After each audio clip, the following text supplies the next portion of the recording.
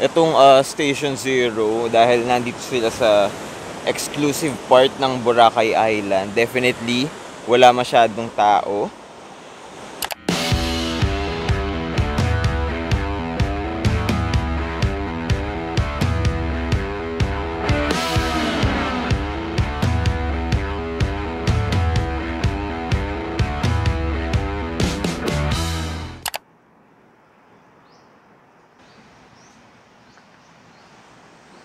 Good morning guys! Nandito pa rin tayo ngayon sa Movenpick and papunta kami ngayon sa beach nila.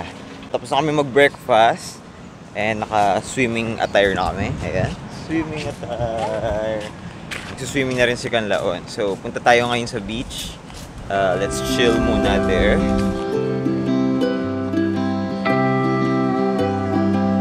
So, buko dito sa Station Zero Movenpick property. 310. Pero look nyo naman, merong design yung buko. So, may effort.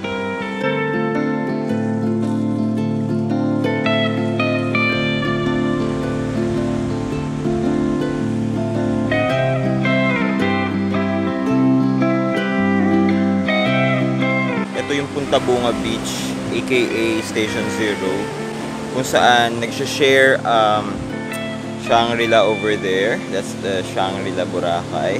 And then sa other side, nando naman yung Crimson.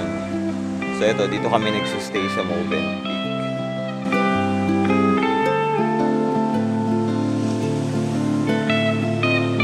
Look at the beach. Grabe, sobrang blue. Napakaganda. At yung sand, sobrang white. Pero comparing it with White Beach dun sa stations 1, 2, and 3, mas pino yung buhangin doon compared dito sa Station Zero. Tingnan nyo, mas bigger yung grain size ng buhangin dito sa Station Zero. So habang nag-chill sila doon sa si Kanlaon, I'll explore this Station Zero beach. Itong Station Zero, dahil nandito sila sa exclusive part ng Boracay Island, definitely wala masyadong tao. 3 hotels lang yung naghahati-hati dito sa lugar na to. Yung Crimson over there, tapos itong Movenpick, and then yung pinakamahal na resort dito sa Boracay, yung Shangri-La Boracay. Wala dito yung crowd ng Boracay Island. Kung gusto nyo mag-chill na peace and quiet, ayun, dito yung lugar na yun. Pero syempre, you will have to pay for it kasi mahal yung mga resorts dito sa lugar na to. Shangri-La, siya yung pinakamahal dito sa Boracay Island. Etong Movenpick, it's also expensive. Luxury hotel na siya actually, pero I think it's cheaper than Crimson and Shangri-La. Yung buhangin dito sa Station Zero, marami ring debris ng shells tsaka coral, kaya yeah, hindi siya ganun kapino gaya ng sa White Beach Stations 1, 2, and 3. So guys, kung gusto nyo palang i-consider itong Station Zero, whether Movenpick, Shangri-La, or Crimson, you have to prepare yourself kasi medyo malayo ito sa sentro ng Boracay. Although meron naman silang mga pinoprovide na services, I mean shuttle, free shuttle, itong mga hotel dito. Kaya lang, ano yun by schedule.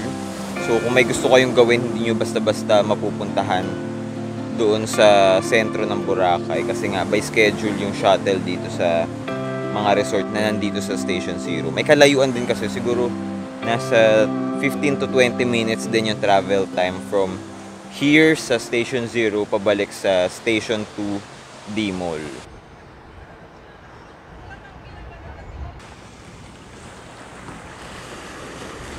So ito guys, nandito ako ngayon sa Movenpick and nakaupo tayo ngayon sa Moven Swing. So swing ito, ayan.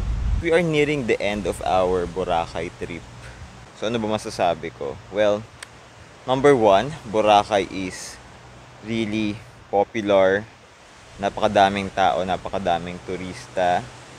Well, it is December ngayon and start na ulit ng peak season dito sa Boracay. Kaya napakadami din talagang turista ngayon. Pero when we were in stations 2 and 1, napansin ko na napakadaming Koreans dito. Koreans, mga, hindi ko sure kung American, basta mga Caucasian na foreigner. Napakadaming foreign tourists talaga. Lalo na dun sa Station 2, grabe, siksikan sila. Pero ito honest opinion ko lang.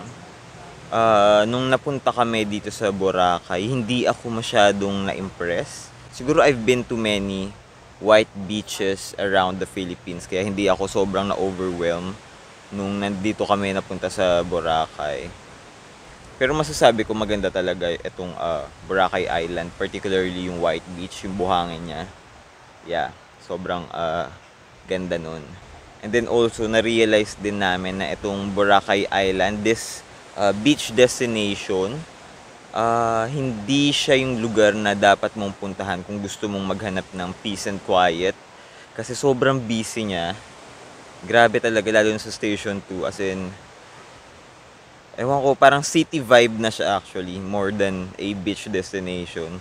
Sa dami ng establishment, ng mga turistang umiikot. Kung gusto mo ng island beach life, parang hindi mo siya mafe-feel dito. Because number one, it's highly commercialized na talaga, this Boracay Island. Kaya ganun.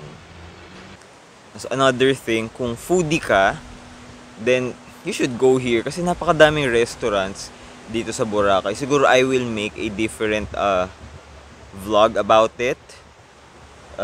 Gawan natin ng listahan, siguro top ganito, top ganyan, ng mga kainan and cafes dito sa Boracay. Majority ng gastos namin talaga napunta sa food. Tapos 'di ba, 3 yung hotels na pinagstayan namin. Una sa Coast, then lumipat kami sa Hana Hotel sa Station 1, and ngayon nandito kami sa Movenpick. Kung ikukumpara ko yung 3 pinagstayan namin, para sa akin I think favorite ko yung sa Coast kasi sobrang warm. Grabe talaga yung Coast na yan. I highly recommend them dahil sa service nila, yung warmth ng service nila, the best talaga. Dito sa Movenpick, okay din naman, maganda din yung service, pero wala iba talaga yung sa Coast. Grabe, naano kami, na-touch nila yung puso namin dun sa Coast. Kaya if ever man nababalik kami dito sa Boracay, siguro babalik kami sa Coast, definitely. And then nagstay din kami sa Hana Hotel. It's a budget hotel lang. I didn't expect much sa Hana Hotel. Okay lang siya. Kung ang gusto mo lang ng lugar na matutulugan, yeah, it's okay. Tulog ang bata-batuta. We're just chilling here sa sunbed. Medyo mainit. Actually, mainit talaga. It's almost 11 a.m. Kaya dito lang muna kami sa shade ng coconut tree. So guys, ito yung buhangin dito sa Station 0. Mas malalaki yung butil niya compared with yung buhangin na nasa Station 1. Pero pare-pareho naman sila maputi.